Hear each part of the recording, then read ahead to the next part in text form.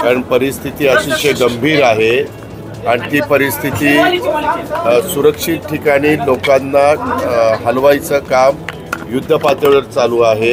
NDRF SDRFच्या team तिथं गेलेले आहेत। बोटीनं आपण काढतोय। मोठ्या प्रमाणावर आपल्या महाराष्ट्रातल्या वेगवेगळ्या भागातल्या शेतकऱ्यांचं अतोनात नुकसान झालेलं आहे। पिकं सगळी पाण्यामध्ये गेलेली आहेत। काही गावं पण त्यांना पाण्याने वेढलेलं आहे। परंतु जिथं आपल्याला हेलिकॉप्टर पाठवून एअरलिफ्टिंग करण्याची गरज आहे तिथं आम्ही तशा पद्धतीनं एअरलिफ्टिंग करतोय। आता कॅबिनेट आहे, कॅबिनेटमध्ये त्याबद्दलचे निर्णय होतील कारण परिस्थिती अतिशय गंभीर आहे आणि ती परिस्थिती सुरक्षित ठिकाणी लोकांना हलवायचं काम युद्ध पातळीवर चालू आहे। NDRF SDRFच्या टीम तिथं गेलेले आहेत। बोटीनं आपण काढतोय। आता जायकवाडीमध्ये पण 1 लाख क्युसेसपेक्षा जास्त पाणी सोडलं आहे। माजलगावमधनं पण 1 लाख क्युसेसपेक्षा जास्त पाणी सुटलं आहे आणि त्याच्यामुळं असणारं सगळं गोदावरी नदीचं फ्री कॅचमेंट एरियातलं पाणी, शिवाय ह्या धरणांचं पाणी, शिवाय त्याला मिळणाऱ्या सिंफळा नद्या, त्याच्या बाकीच्या उपनद्या ह्यांचं पाणी, त्याच्यावर तिथं मोठ्या प्रमाणावर आपल्या महाराष्ट्रातल्या वेगवेगळ्या भागातल्या शेतकऱ्यांचं अतोनात नुकसान झालेलं आहे। पिकं सगळी पाण्यामध्ये गेलेली आहेत। काही गावं पण त्यांना पाण्याने वेढलेलं आहे।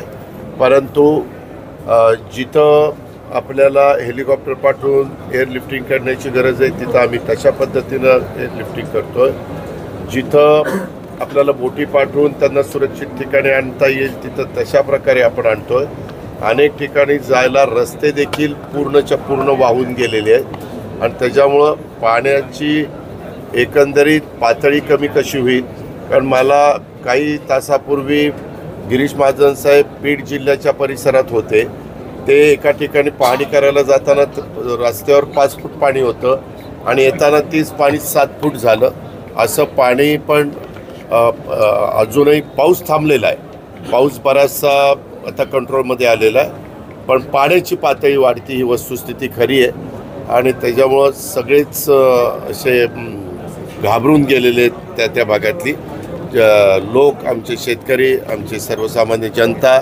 मला सगळ्यांना आवाहन करायचं आहे की मुख्यमंत्री, उपमुख्यमंत्री, सर्व मंत्रीगण आजची कॅबिनेट मीटिंग झाल्यानंतर सगळे आपापल्या वेगवेगळ्या भागामध्ये पुन्हा दौऱ्यावर निघणार आहेत आणि अधिक गतीनं ह्या सगळ्या संकटातनं बाहेर काढण्याच्याकरता ज्या गोष्टी कराव्या लागतील त्या गोष्टी करण्याच्याकरता राज्य सरकार कुठेही निधीची कमतरता भासवू नये।